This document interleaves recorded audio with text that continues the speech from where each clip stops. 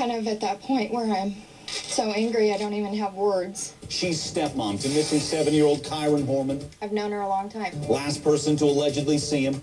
I know she's lying. The father of Kyron Horman, a missing Oregon boy, says his estranged wife has attempted to abduct their 20-month-old daughter. She's still not cooperating. In new court documents, Kyron Horman alleges that after Kyron went missing, she met and began a sexual relationship with Michael Cook. Who's Michael Cook? One of Kane's childhood friends. I just really want her to do the right thing. And I can't say it enough that Kyron is still out there and he needs to be home. Back to Ann Bremner and Hugo Rodriguez. First of all, Ann Bremner, when you misquoted me earlier, I said get the handcuffs. And I want you to explain to me why it is irrelevant that she is sending hundreds of sexual text messages and explicit sex photos in the hours after her stepson disappears. No, that's not true. Well, I heard you say get me a handcuff, but at any rate, a pair of handcuffs would be necessary here, and it sure sounds like from you, Nancy, you think that she... Okay, handcuffs. Well, I maybe misheard over here, but the thing is, with the sexting, and I can't say they deny having sex. Yeah, okay, I'll say it. But they deny having sex. How is that relevant? Let's assume as one of your other guests said. They deny having sex. That's She's right. sending photos over her phone. That's not sex. Of every body part she's got. You probably couldn't even tell what it was. It's not sex. Nancy, those are two separate things the last time I checked. Sending pictures of yourself versus having sex, doing the deed. Okay, but the fact is, one of your other guests... I'll throw you put Bremner up. Okay. I'll throw you a bone, all right? Okay. You win, Bremner. She's not having an affair. Let's just pretend she's not having an affair. Why is she sending hundreds of sexual text messages and sexually explicit photos at a time when her stepson has just gone? Revenge. There, let me hear the answer to that. I can't wait to hear this. Let's take a look at two scenarios. A, like someone just suggested, they were involved before the disappearance of Kyron. Therefore, they're still involved. Second, though, is, Nancy, how is this relevant to anything? Her state of mind. How is this relevant? Hugo, okay. Hugo, please help Ann. No, I can't help you, Nancy.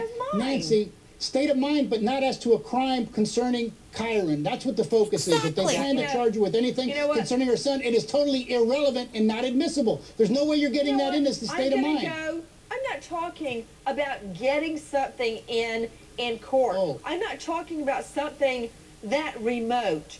Right now, Mark Class, I am talking about a 7-year-old little boy who is very likely dead, who very likely, by all accounts, Terry Horman knows his whereabouts.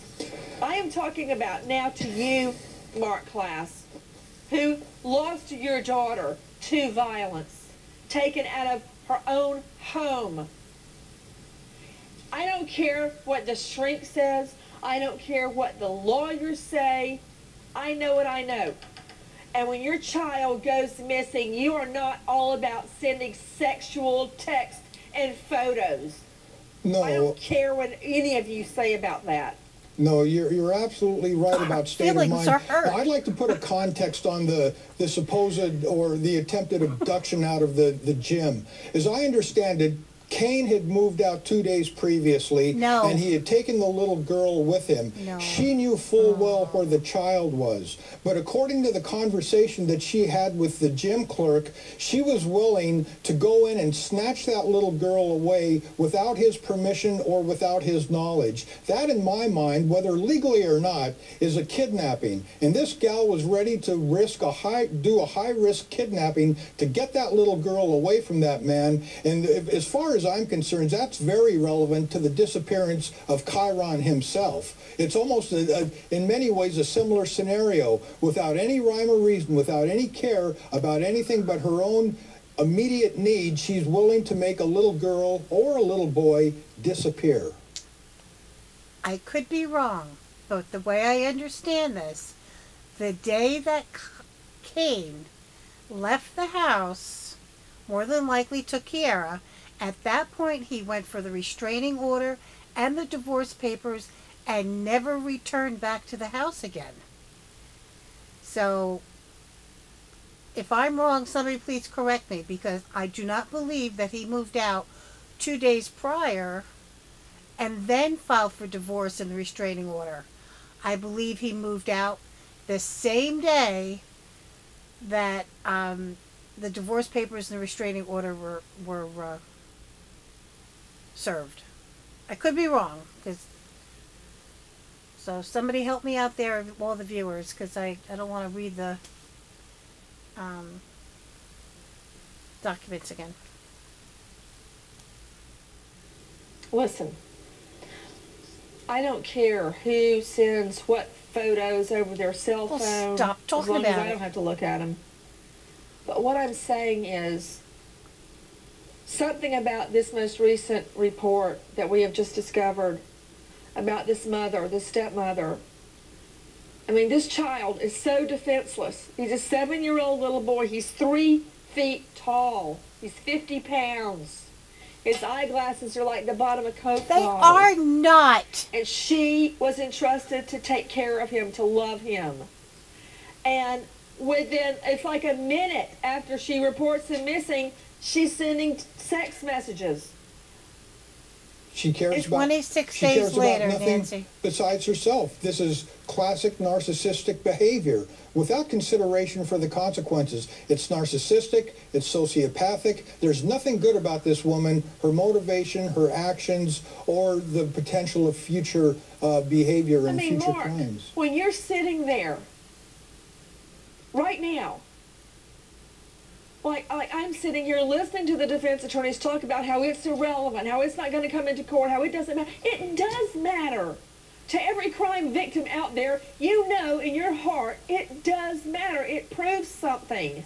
Of course it does. What? And if you want to see how a mother behaves when a child disappears, just look at the other side of this coin. Look at the bio mom. Look at every time she comes on TV, she begs for information. She says, this is about Kyron, this is about Kyron, this is about Kyron. She's not getting on her she said, phone. "This is She's not not about getting Kyron, it's about taking Terry. pictures of herself and Terry. sending them to somebody. She's not breaking restraining orders. She's focused on finding her son and doing nothing more. You can tell that this woman is a complete emotional wreck who only wants to find her child. That's how a parent behaves when their child is missing, particularly over the long term like this. Take a listen to Kyron's mother. To know that I was 4.5 hours away when he needed me to protect him, that's what I feel guilty for. The fact that I had to work that day instead of going to the science fair like I wanted to, that I feel guilty for too.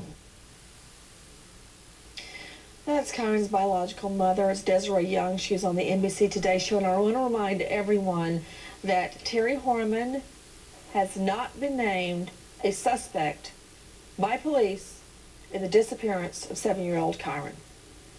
Out to the lines, Chris in New Jersey. Hi, Chris. Hello, Nancy. How are you? I'm good, dear. What's your question? Have the police given Michael Cook a polygraph yet? Ooh, good question. To James Pitkin, reporter with the Willamette Week newspaper, joining us out of Portland, Oregon. James, have they given him a poly? Nancy, he has had interviews with investigators. Whether a polygraph was involved, we're not sure. But he did say to the public, to the press, that they did not have sex. He denied that explicitly. Is he married?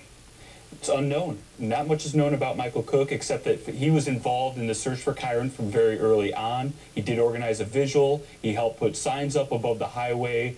He told the press that he became better friends with Terry than he was with Kane initially. So they developed a relationship very quickly. Well, that's certainly like putting perfume on the pig, James Pitkin, by saying they developed a relationship. They were sending naked photos back and forth, James. I would certainly qualify that as more than just a friendship. I'll be back with James Pitkin, reporter with the Willamette Week newspaper. But as we go to break, I want to wish a very... It's funny because she says, I don't care what they do. I'm not the church lady. But boy, she's just hammering in every chance she can get about the messages.